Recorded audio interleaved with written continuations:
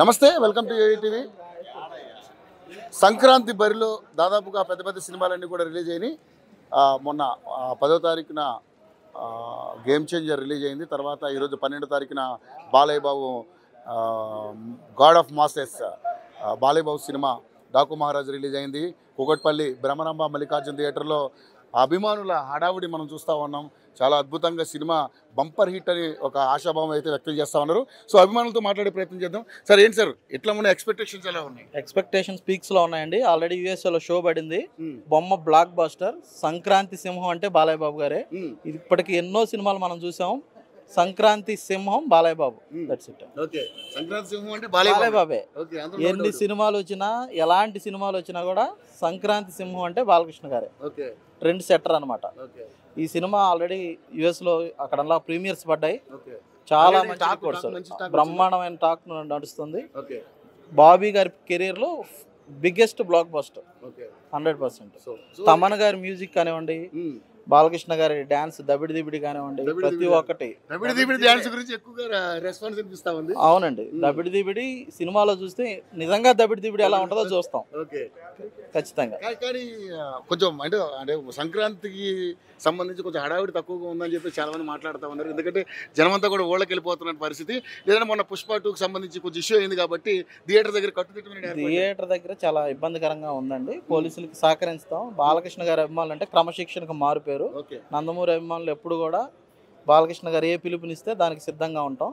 కాబట్టి ఎటువంటి గొడవలు చేయకుండా సైలెంట్ గా సినిమా ఎట్లా ఉందో చూసి ఎంజాయ్ చేస్తామండి ఫ్యామిలీతో. సో ఇక్కడ బాలీవుడ్ యాక్టర్స్ కూడా ఇన్వాల్వ్ చేశారు ఈసారి. ఎందుకంటే బాబీ డియోల్ విలన్ పాత్ర చేస్తా ఉన్నారు. బాలకృష్ణ గారికి బాబీ డియోల్కి మధ్య ఎలా ఉండబోతున్నారు? అద్భుతంగా ఉందండి. బాలకృష్ణ గారు బాబీ డియోల్ స్క్రీన్ మీద కనిపించినప్పుడల్లా 1000 వాట్స్ బల్బ్ వెలిగినట్టుగా స్క్రీన్ పగిలిపోతుంది. వెండి తెర మీద వాళ్ళిద్దరు విశ్వరూపం చూసామని చెప్పి అయితే ఖచ్చితంగా చెప్పొచ్చు. యానిమల్ కు ముందే ఈ సినిమా ఒప్పుకున్నప్పటికి కూడా యానిమల్ తర్వాత బాబీ డియోల్ గారి క్రేజ్ ఎలా పెరిగిందో మనం అందరం చూసాం. బట్ ఈ సినిమా ఆ క్రేజ్ ని డబుల్ చేసే విధంగానే ఉంది.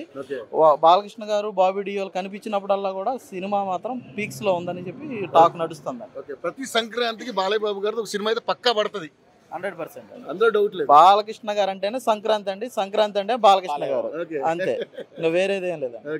సో మరి వాళ్ళ అబ్బాయి గారు రాక ఏ విధంగా ఉంది అనుకుంటున్నారు? అబ్బాయి గారు రెడీగా ఉన్నారు. నెక్స్ట్ మా వంశాన్ని ముందుకు తీసుకెళ్ళబోయే వారసుడు.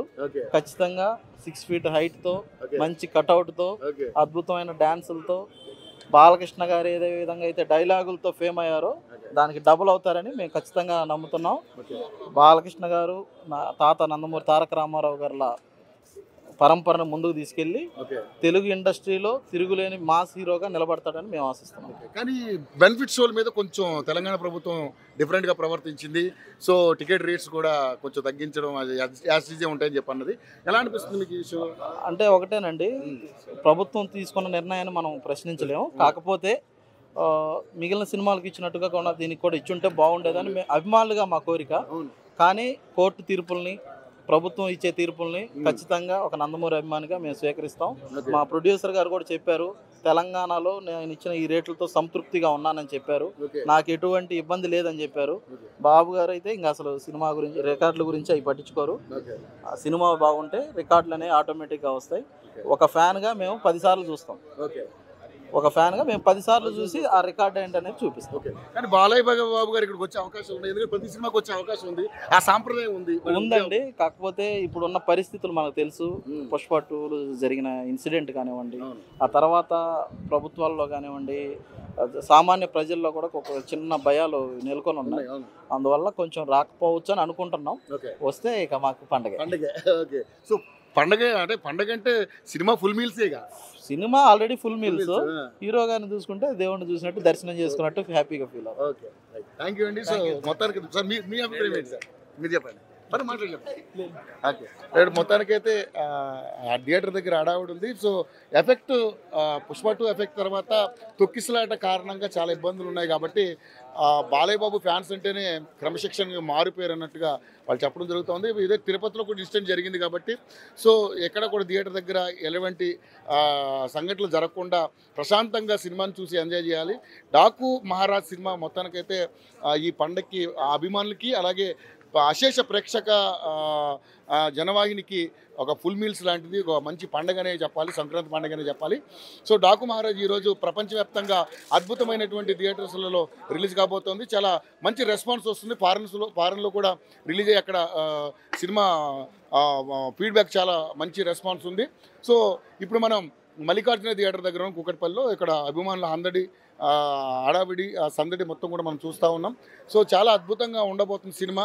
ఈ సినిమాలో ప్రతి క్యారెక్టర్ కూడా చాలా అద్భుతంగా ఉండబోతుంది. హీరోయిన్స్కు, అదేవిధంగా బాలకృష్ణ గారి యాక్షన్, అదేవిధంగా బాబీడీల యాక్షన్ చాలా అద్భుతంగా ఉండబోతుందని అని చెప్తా ఉన్నారు. సో చూస్తున్నాం కదా మొత్తం థియేటర్ దగ్గర అంతా హడావిడి.